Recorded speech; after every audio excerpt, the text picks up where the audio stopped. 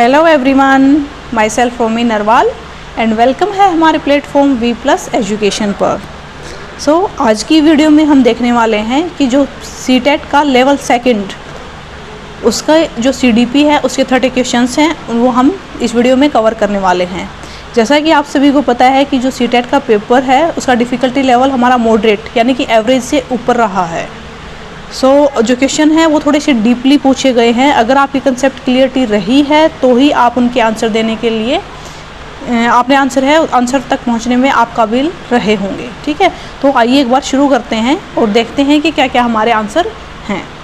तो सबसे पहले देखिए कि फर्स्ट क्वेश्चन, एक तो जो हमारा क्वेश्चन पेपर है वो थोड़ा सा लेंथी है और असेसन एंड रीजन से हमारे 3 से लेकर 4 क्वेश्चन पूछे गए हैं। जो हमारा पेपर है वो लेंथी रहा है, पढ़ने में थोड़ा टाइमिंग कंज्यूमिंग था। पूरा का पूरा पेपर अगर हम ओवरऑल की बात करते हैं तो जो स्टेटमेंट है काफ़ी लेंथी दी गई थी और उसके कंपैरिजन में अगर हम टाइम देखें तो टाइम काफ़ी कम था और पेपर हम इसीलिए एवरेज से अबव एवरेज हम पेपर है उसको बोल सकते हैं। तो सबसे पहले देखिए question first, assertion and reason से हमारा क्वेश्चन है वो दिया गया है। असर्शन क्या है? सबसे पहले कि teacher should work hard to break down student stereotypes of particular ethnic group, कि एक शिक्षक है उसको मेहनत करनी चाहिए बच्चों के अंदर जो रूढ़िवादिता है, जेंडर रूढ़िवादिता है उसको ख़त्म करने के लिए। जी बिल्कुल ठीक है, एक टीचर को इसके लिए काम करना चाहिए। रीज़न क्या दिया गया है कि की educational objective is to enable student to engage in critical self reflection. जी रीजन है, सेकंड जो स्टेटमेंट है वो भी ठीक है।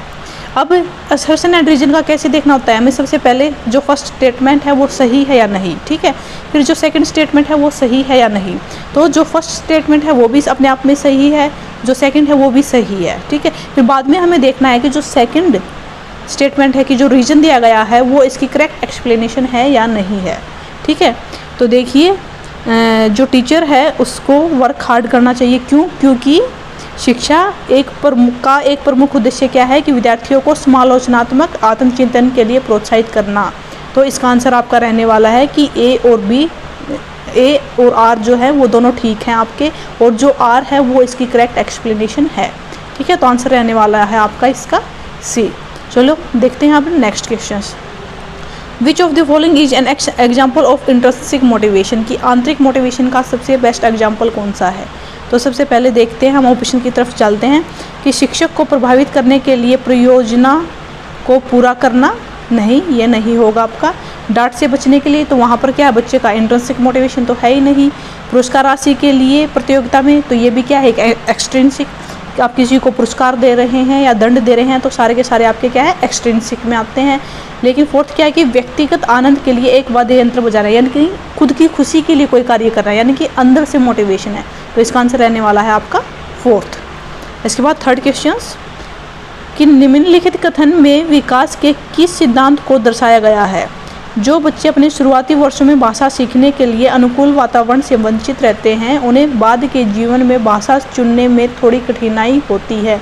जैसा कि यहाँ पर लैंग्वेज एक्विजिशन, भाषा अर्जन से क्वेश्चन पूछ लिया गया है।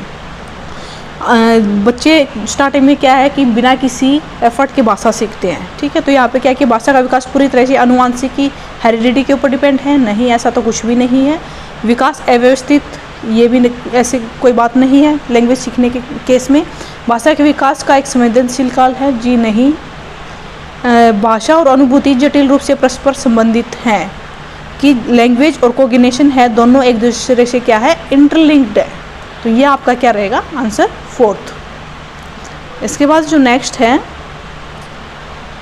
कि अधिगम के सामान्य सिद्धांत बताते हैं कि विद्यार्थी बेहतर रूप से सीखते हैं यदि, कि कोई भी स्टूडेंट है वो बेहतर रूप से कब सीखेगा। पहले अवधारणा को उसके प्रतीकात्मक रूप से, मतलब पहले कंसेप्ट है उसको प्रस्तुत किया जाए, इसके बाद उसके भौतिक रूप पर आए। देखते हैं पहले अवधारणा, बाकी ऑप्शन हैं उसको भी पढ़ते हैं एक बार। पहले अवधारणा का संपूर्ण रूप से परिचय दें और फिर उसकी बारीकियों पर आए। इसके बाद पहले तर्क और कारण के संदर्भ में अवधारणा पर चर्चा करें और फिर विचारों को स्थापित करने के अवसर दें। देखिए सबसे ज़्यादा यहाँ पर एक्टिव है बच्चा। इसके बाद फोर्थ भी पढ़ लेते हैं एक बार। पहले उस पर चर्चा करें कि जिसके बारे में विद्यार्थियों को पता नहीं है और फिर उस पर आए जो विद्यार्थियों को पता है। तो ये तो वैसे भी नहीं जाएगा, क्योंकि पहले क्या कि जो बच्चों को पता है नोन से अननोन की तरफ जाते हैं। तो इसके अंदर जो थर्ड ऑप्शन है, इसके अंदर बच्चा सबसे ज़्यादा सक्रिय है, तो आंसर रहने वाला है आपका थर्ड। इसके बाद 5th क्वेश्चन देखते हैं।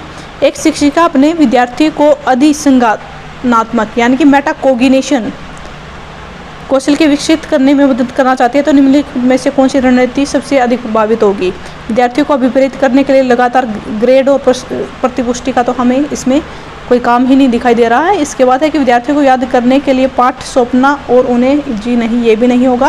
विद्यार्थियों को सभी सीखने के कार्यों के लिए विस्तृत और निर्देशात्मक निर्देश करना नहीं, और विद्यार्थियों को प्रोत्साहित करना कि वे स्वयं अपने अधिगम पर चिंतन करें, ये आपका आंसर रहने वाला है 4th, और अपनी प्रगति का मूल्यांकन करें। ठीक है। इसके बाद 6th, निम्नलिखित को पढ़िए। जैसे यहाँ पर भी आपके असर्शन और रीजन से क्वेश्चन है। तो असर्शन में है शिक्षकों को संकल्पना को मजबूत करने के लिए विद्यार्थियों को अपने स्वयं के संकल्पना के उदाहरणों और गैर उदाहरणों की पहचान करने के लिए कहना। बिल्कुल ठीक है कि जब भी टीचर को भी टॉपिक पढ़ाता है तो बच्चे को उसको एग्जाम्पल भी आने चाहिए और नॉन एग्जाम्पल भी आने चाहिए। बिल्कुल सही बात है। रीजन क्या दिया गया है कि उदाहरणों के बारे में सोचने से संकल्पना को मजबूत किया जाता है। बिल्कुल सही बात है। जबकि गैर उदाहरण विद्यार्थियों को भ्रमित करते हैं। जी नहीं, भ्रमित बिल्कुल भी नहीं करते हैं। तो आपकी जो आर स्टेटमेंट है वो गलत हो गई। तो आंसर आपका होना चाहिए ए सही है, परंतु आर गलत। तो आपका ऑप्शन फर्स्ट 6th का आंसर आपका रहेगा ए। इसके बाद 7th, माध्यमिक कक्षाओं में अधिगम के लिए एक अनुकूलन कक्षा का वातावरण खाली स्थान पर केंद्रित करता है। तो देखिए माध्यमिक की बात की जा रही है, तो यहाँ पर सजा और शर्मिंदगी तो नहीं होगी, प्रतिस्पर्धी लोकाचार भी नहीं होगा, रेनफोर्समेंट ये भी नहीं होगा। माध्यमिक की बात की जा रही है तो यहाँ पर क्या रहेगी आपकी कोऑपरेटिव लर्निंग, इसका आंसर रहने वाला है। इसके बाद नेक्स्ट, जटिल समस्याओं से जूझ रहे अमन के समस्या समाधान कौशल विकसित करने में एक शिक्षक किस प्रकार मदद कर सकता है। उसे मंथन करने और विचार उत्पन्न करने के लिए प्रोत्साहित करके, बिल्कुल सही। उसे प्रयोग करने और जोखिम लेने में हतोत्साहित तो हम बिल्कुल भी नहीं करेंगे। उसे उत्तर प्रदान, अगर हम उसको डायरेक्ट आंसर दे देंगे तो वो अपनी जो प्रॉब्लम सॉल्विंग स्किल है उसको कैसे बढ़ाएगा। उसे कहकर कि वह समस्या को सुलझाना छोड़ दे, तो ये भी नहीं होगा। हमारा पॉजिटिव आंसर है फर्स्ट। इसके बाद है बोध आधारित शिक्षण का अंतर्निहित सिद्धांत। यह विश्वास है कि विद्यार्थियों की क्षमताओं और आवश्यकताएं विविध हैं, जिन्हें मानक निर्देशों पर ध्यान केंद्रित किए बिना पूरा किया नहीं। ऐसा तो नहीं है कि आप बिना ही ध्यान केंद्रित किए उसको पूरा कर सकते हैं। सेकंड क्या है कि ऐसा करने के लिए सुविधाजनक वातावरण प्रदान करें, किए जाने पर शिक्षार्थी ज्ञान का निर्माण कर सके। बिल्कुल, अगर हम उन्हें कंडीसिव इन्वायरमेंट प्रोवाइड कराएंगे तो बच्चे जल्दी सीखेंगे। इसके बाद थर्ड ऑप्शन देख लेते हैं, शिक्षार्थी कम जानते हैं और शिक्षण में विद्यार्थियों के लिए जी नहीं, ये भी नहीं होगा। शिक्षार्थी निष्क्रिय प्राप्त करता है, जी नहीं। तो इसका आंसर रहने वाला है आपका सेकंड। इसके बाद 10th, वह विद्यार्थी जो पठन वैकल्प्य से जूझ रहे हैं। मतलब क्या है कि बच्चे को पढ़ने में प्रॉब्लम हो रही है, तो उसको हम पढ़ना बेटर किस में सिखा सकते हैं। सबसे पहले कि उन्हें कई विकर्षणों में अध्ययन करने के लिए प्रोत्साहित करना। जब बच्चे को पहले सिंपल जो इन्वायरमेंट है उसके अंदर ही बच्चे को पढ़ने में प्रॉब्लम हो रही है, तो उसके सामने और भी डिस्ट्रैक्शन में किस तरह से बच्चा पढ़ सकता है, ये नहीं होगा। सुधारात्मक पठन सुनिश्चित करने के लिए सख्त दंड, जी नहीं, दंड की तो हम बिल्कुल बात ही नहीं करेंगे। इसके बाद है प्रणालीगत ध्वन्यात्मक प्रशिक्षण के माध्यम से, और उस ग्रेड की भी हम बात नहीं करेंगे। तो आंसर रहने वाला है आपका सी। इसके बाद है 11वां क्वेश्चन, निम्नलिखित में से कौन सा समूह उन विशेषताओं का सही ढंग से उल्लेख करता है जो प्रतिभाशाली विद्यार्थी और कक्षा में अन्य विद्यार्थियों के बीच आमतौर पर भिन्न होते हैं। तो हमें देखना है कि समझ की अग्रवर्ती गहनता, कि जो गिफ्टेड बच्चे हैं उनके अंदर समझ ज़्यादा होती है, ठीक है। सीखने की तेज गति, गिफ्टेड बच्चे ठीक है जल्दी सीखते हैं। समझ के लिए दूसरों पर अधिक निर्भरता, ये नहीं, दूसरों पर तो निर्भर रहेंगे ही नहीं। अगर दूसरों पर निर्भर रहेंगे तो वो गिफ्टेड कैसे होंगे। शारीरिक विकास की तेज, तो ये भी नहीं। ए और बी देखते हैं हम, ए और बी, तो आपका आंसर रहने वाला है सी।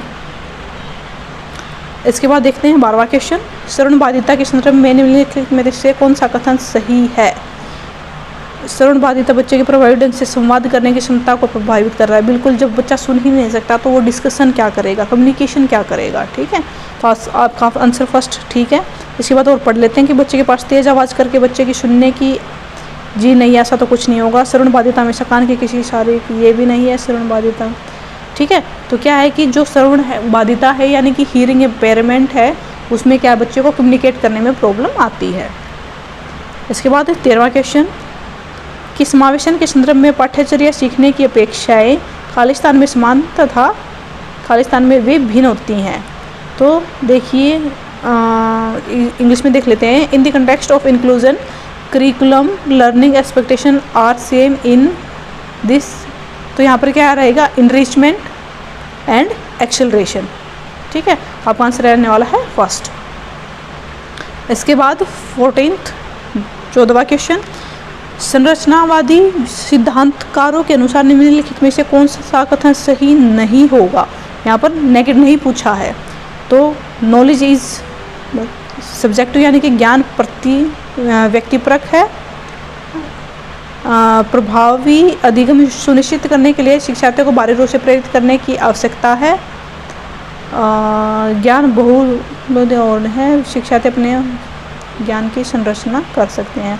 तो एक बार स्टेटमेंट क्या कि संरचनावादी अनुसार निम्नलिखित में से कौन सा कथन सही नहीं है। तो क्या है कि जो कंस्ट्रक्टिविज्म है उससे आपके क्या है, सब्जेक्टिव नॉलेज होती है, बिल्कुल ठीक है। प्रभावी अधिगम सुनिश्चित करने के लिए शिक्षार्थियों को बाहरी रूप से, जी नहीं, बाहरी रूप से प्रेरित नहीं होंगे, यहाँ पर इंट्रिंसिक रूप से प्रेरित होने चाहिए। तो आपका जो 14th का आंसर है वो रहेगा सेकेंड। इसके बाद 15वां क्वेश्चन, एक प्रगतिशील कक्षा में विद्यार्थी, प्रोग्रेसिव एजुकेशन की बात कर रहे हैं तो अधिक प्रश्न पूछेंगे, बिल्कुल ठीक है। शिक्षक से प्रश्न पूछेंगे, एक दूसरे से प्रश्न पूछेंगे, ठीक है, और स्वयं से प्रश्न पूछेंगे। तो अधिक प्रश्न तो मतलब ये आपका आ जाएगा, अधिक प्रश्न तो मतलब कोई मैटर ही नहीं करता। ठीक है, मेन चीज़ क्या है कि शिक्षक से पूछेंगे, खुद से पूछेंगे और क्लास के जो दूसरे बच्चे हैं उनसे कम्युनिकेट करेंगे। तो आपका आंसर रहने वाला है second, B, C and D. अब देखते हैं नेक्स्ट, बुद्धि के संदर्भ में निम्नलिखित में से कौन सा दृष्टिकोण शिक्षार्थियों की बीच विविधता के सम्मानपूर्ण विचार का समर्थन करता है। तो बुद्धि के बारे में देखिए, बुद्धि वातावरणीय कारकों से प्रभावित नहीं होती, ऐसा तो कुछ नहीं है, क्योंकि इन्वायरमेंटल फैक्टर है, इफेक्ट करता है। बुद्धि को मापने के लिए बुद्धिलब्धि परीक्षण ही एकमात्र नहीं, हम वैसे भी माप सकते हैं। बुद्धि बहुआयामी है और समय के साथ बदल जाती है, बिल्कुल ठीक है। बुद्धि आनुवंशिक कारकों से प्रभावित नहीं होती, ऐसा तो कुछ नहीं है। तो आंसर रहने वाला आपका थर्ड। इसके बाद 17वां, पुल्लिंग या स्त्रीलिंग होने से जुड़ी अपेक्षाओं को कहा जाता है और इन्हें सीखा जाता है। देखिए, तो पुल्लिंग और स्त्रीलिंग जो जेंडर है उनसे जुड़ी चीज़ें तो क्या हमारी रहेगी, जेंडर, भूमिका और बाल्यावस्था की सभी, इसका आंसर रहने वाला है फर्स्ट। इसके बाद है 18वां, लॉरेंस कोलबर्ग के सिद्धांत की आलोचना कैरल गिलिगन। ये जैसे इसके बारे में मैंने बात की थी, जो कैरल गिलिगन है वो लॉरेंस कोलबर्ग हैं, इनकी स्टूडेंट थी। और जो आपकी कोलबर्ग की थ्योरी थी वो ना जेंडर बायस्ड थी, यानी कि उन्होंने जो जेंडर डिफरेंस है उनको इग्नोर कर दिया था। तो इसका आंसर रहने वाला है आपका फर्स्ट। इसके बाद नेक्स्ट 19वां, निम्नलिखित में से किसने सामान्य बुद्धि की अवधारणा की आलोचना की और बुद्धि का एक वैकल्पिक सिद्धांत किया। तो देखिए, जीन पियाजे ने तो कॉग्निटिव डेवलपमेंट, वाइगोत्स्की भी नहीं है और स्पीयरमैन भी नहीं है, ये नहीं है। आंसर क्या रहेगा आपका, हॉवर्ड गार्डन, फोर्थ। इसके बाद नेक्स्ट क्वेश्चन है कि निम्नलिखित कथनों को पढ़िए तथा सही विकल्प, असर्शन एंड रीजन से आपका क्वेश्चन दिया गया है। असर्शन में क्या है कि बच्चों के बीच विकासात्मक दरों में काफ़ी भिन्नताएं मौजूद होती हैं, हाँ बिल्कुल ठीक है। फिर रीजन क्या दिया गया है कि विकासात्मक अंतर आनुवांशिक और अनुभवात्मक विविधताओं की जटिल अंतःक्रिया का एक अनिवार्य परिणाम है।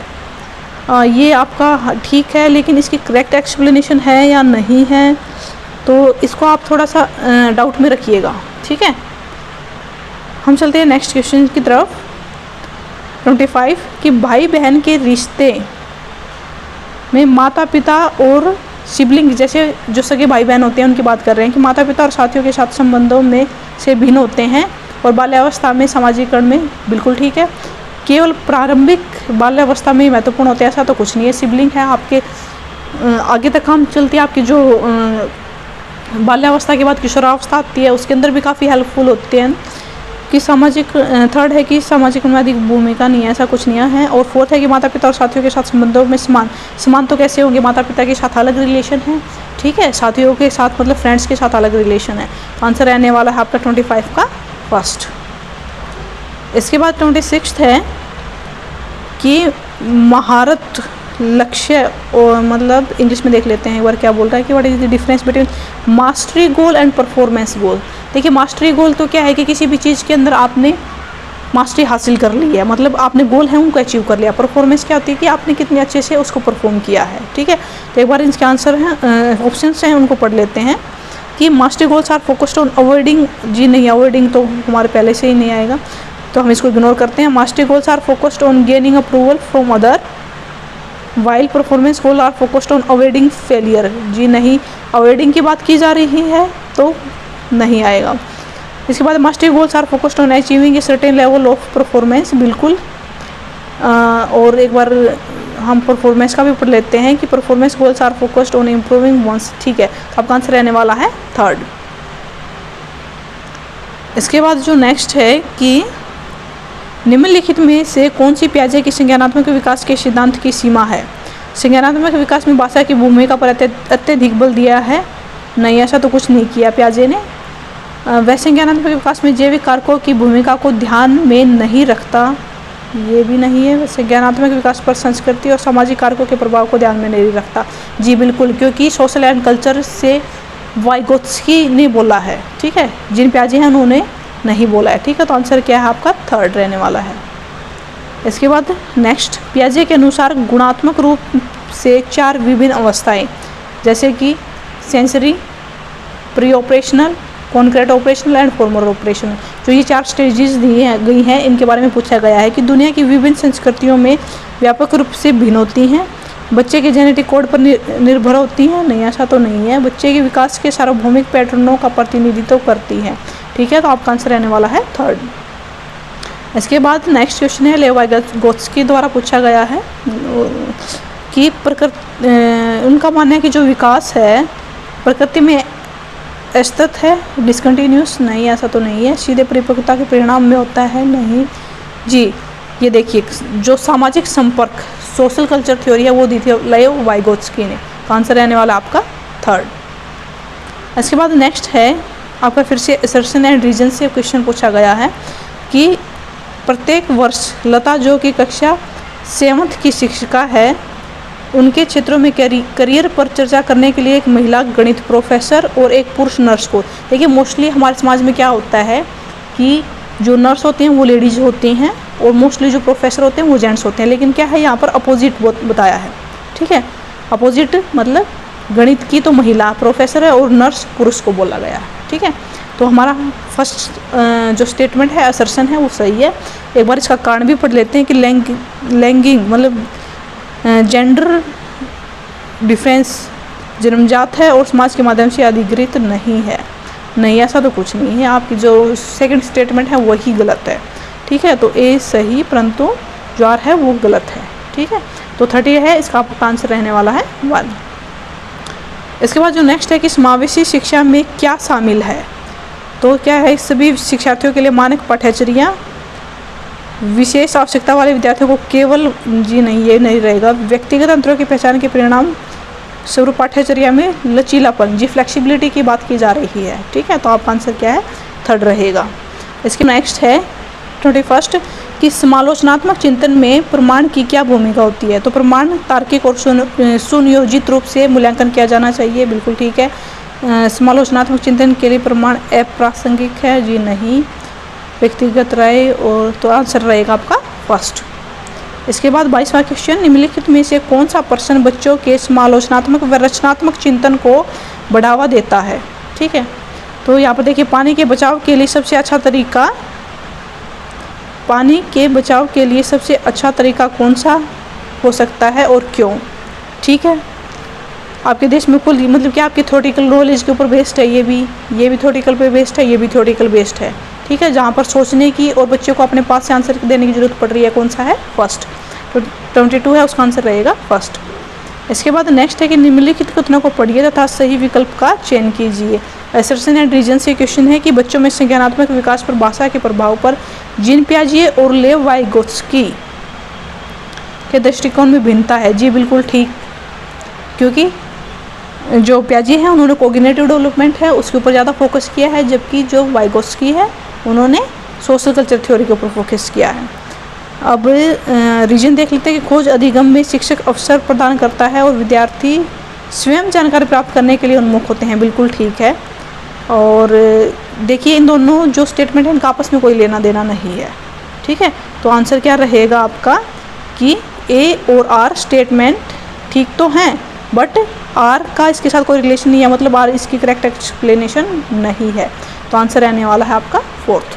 ठीक है, सो आपकी जो CDP है उसके मैंने कंप्लीट करा दिए हैं, और इसमें से हो सकता है कि मतलब जो आंसर है फाइनल आंसर की में कुछ क्वेश्चंस के 1 या 2 क्वेश्चंस के आपको आंसर अलग देखने को मिल सकते हैं, लेकिन मैंने अपनी तरफ से जो बेस्ट आंसर हैं वो प्रोवाइड कराने की कोशिश की है। So all the best for your results. And video informative लगी हो तो लाइक एंड सब्सक्राइब कर दीजिएगा। Thank you so much.